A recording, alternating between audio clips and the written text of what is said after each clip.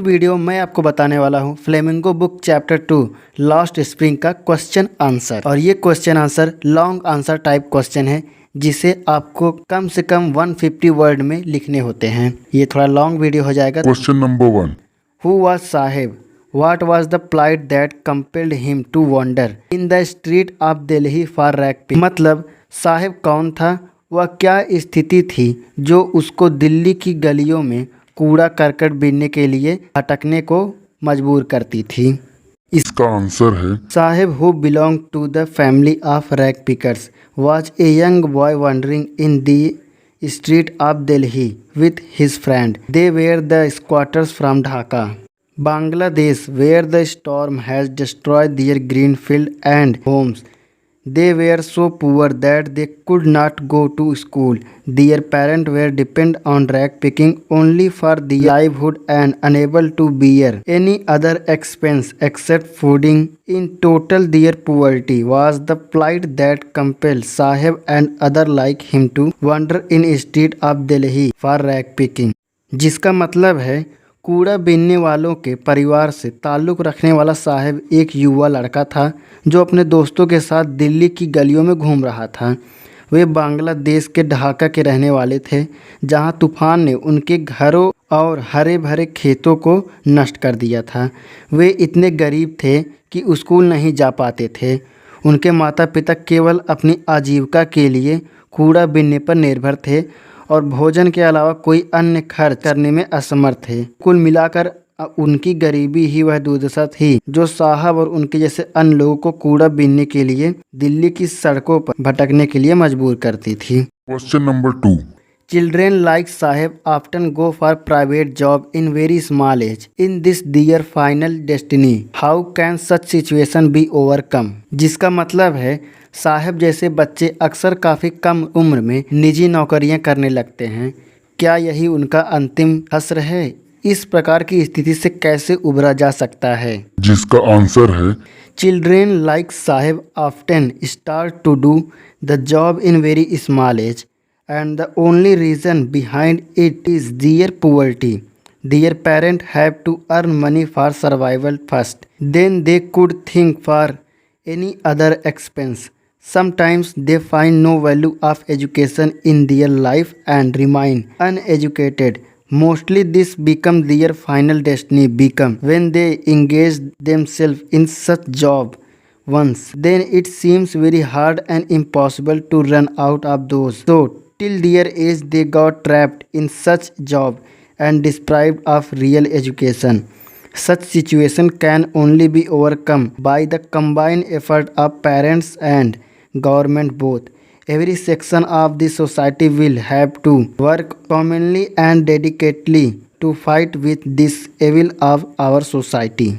जिसका मतलब है साहब जैसे बच्चे अक्सर बहुत कम उम्र में काम करना शुरू कर देते हैं और इसके पीछे एक ही कारण होता है, उनकी गरीबी। उनके माता पिता को जीवित रहने के लिए पैसा कमाना पड़ता है, फिर वो किसी अन्य खर्च के बारे में सोच सकते हैं। कभी कभी वे अपने जीवन में शिक्षा का कोई मूल्य नहीं पाते हैं और अशिक्षित रहते हैं। अधिकतर यह उनकी अंतिम नीति बन जाती है क्योंकि जब वे एक बार खुद को ऐसे कामों में लगा लेते हैं तो उनमें से भागना बहुत कठिन और असंभव लगता है।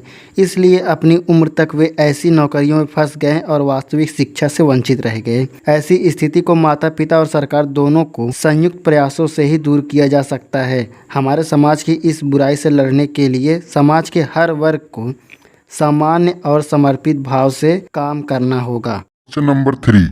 Who was Mukesh? What did he want to do in his life and what did he not want to follow? मतलब मुकेश कौन था? वह अपने जीवन में क्या करना चाहता था और क्या चीज़ वह फॉलो नहीं करना चाहता था? जिसका आंसर है Mukesh was a member of the family from Firozabad engaged in bangle making. His whole family since last many generations was involved in only bangle making. So no person of such bangle making families could think of any other work naturally, as because of family trade he himself too had to do the same work. But Mukesh never wanted to follow that tradition. Actually he wanted to be a motor mechanic or which he had to take a great pain going against his family tradition and members without support taking the training going very far from his house for learning etc. When the author asked him about his good he straight forwardly replied for motor mechanic, जिसका मतलब है मुकेश फिरोजाबाद के रहने वाले परिवार के सदस्य थे, चूड़ी बनाने में लगे हुए थे। उनका पूरा परिवार पिछले कई पीढ़ियों से केवल चूड़ी बनाने में लगा हुआ था। अतः चूड़ी बनाने वाले ऐसे परिवार का कोई भी व्यक्ति स्वाभाविक रूप से किसी अन्य कार्य के बारे में नहीं सोच सकता था, क्योंकि पारिवारिक व्यापार के कारण उन्हें खुद भी वही काम करना पड़ता था। लेकिन मुकेश कभी भी उस परंपरा का पालन नहीं करना चाहते थे। दरअसल वह एक मोटर मैकेनिक बनना चाहता था, जिसके लिए उसे अपनी पारिवारिक परंपरा और सदस्यों के खिलाफ जाकर बिना किसी सहारे के प्रशिक्षण लेने के लिए बड़ी पीड़ा उठानी पड़ी। इन सभी के लिए वह अपने घर से बहुत दूर जा रहा था। जब लेखक ने उससे इस बारे में पूछा कि तुम क्या करना चाहते हो, तो मुकेश ने कहा वह एक मोटर मैकेनिक बनना चाहता है। Number 4। What did the narrator notice in the locality where Mukesh lived? What was the condition of bangle makers? मतलब जहाँ पर मुकेश रहता था उस इलाके में कहानीकार ने क्या अवलोकन किया, चूड़ी बनाने वालों की क्या हालत थी, जिसका आंसर है Where did Mukesh live? There the narrator noticed a lot of things as children illegally working in the glass furnaces with high temperatures in digging cells without air and light, stacking chalked lanes with garbage passed home that remind hovels with crumbling walls, wobbly doors, human and animal living together. Mukesh house with a half-built shack and many other miserable things. There the narrator noticed that the condition of bangle maker was very pitiable. They were very poor even after having the lunch.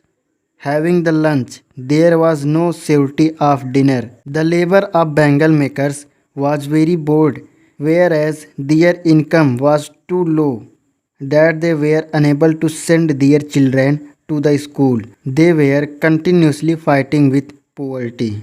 जिसका मतलब है जहाँ मुकेश रहते थे वहाँ author ने बहुत सी चीज़ों पर ध्यान दिया, जैसे कि बच्चे उच्च तापमान वाले कांच की भट्टियों में हवा और प्रकाश के बिना गंदी कोशिकाओं में अवैध रूप से काम कर रहे थे।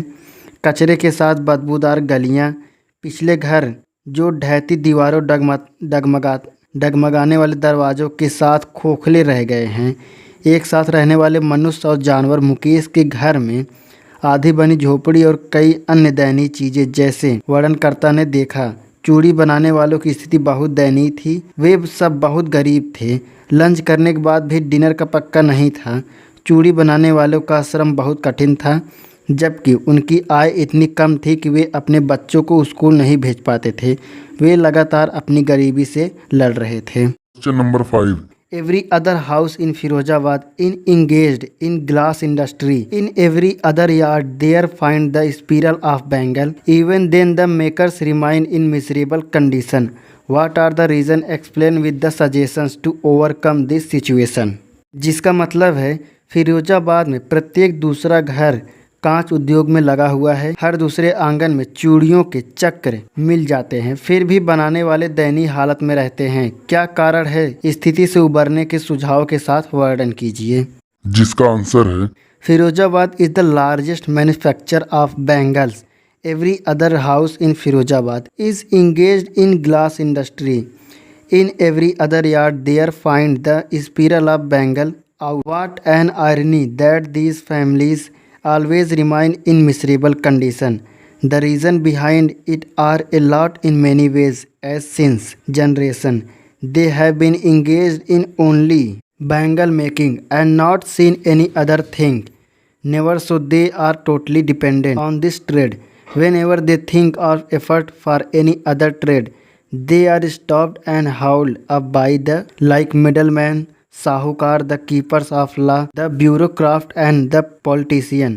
Their condition can only be reformed by the combined effort of bangle maker and the government. Both their product should be given hallmark and kept free from taxes. They should be given opportunity to sell their products directly to the companies, and the mediator must be removed. Even the government can give subsidy and cash low interest loan to these poor bangle makers. जिसका मतलब है फिरोजाबाद चूड़ियों का सबसे बड़ा निर्माता है। फिरोजाबाद का हर दूसरा घर शीशा उद्योग से जुड़ा है। हर दूसरे आंगन में चूड़ियों का आना बाना ढूंढता है। यह कैसी विडंबना है कि ये परिवार हमेशा दयनीय स्थिति में रहते हैं। इसके पीछे कई कारण हैं। चूड़ी बनाने में लगे हुए हैं और किसी अन्य चीज़ को कभी नहीं देखा है, इसलिए वे पूरी तरह से इस व्यापार पर निर्भर हैं। जब भी वे सोचते हैं या किसी अन्य व्यापार के लिए प्रयास करते हैं तो वो पुलिस और अन्य व्यक्तियों जैसे बिचौलियों, साहूकारों, कानून के रखवालों और नौकरशाहों और राजनेताओं द्वारा रोका और खींचा जाता है। चूड़ी बनाने वालों और सरकार दोनों के संयुक्त प्रयासों से ही उनकी स्थिति में सुधार लाया जा सकता है। उनके उत्पादों को हॉलमार्क दिया जाना चाहिए और उन्हें करों से मुक्त रखा जाना चाहिए। उन्हें अपने उत्पाद सीधे कंपनी को बेचने का मौका दिया जाना चाहिए और मध्यस्थों को हटाया जाना चाहिए। इन गरीब चूड़ी निर्माताओं को सरकार भी सब्सिडी और कम ब्याज पर लोन दे सकती है।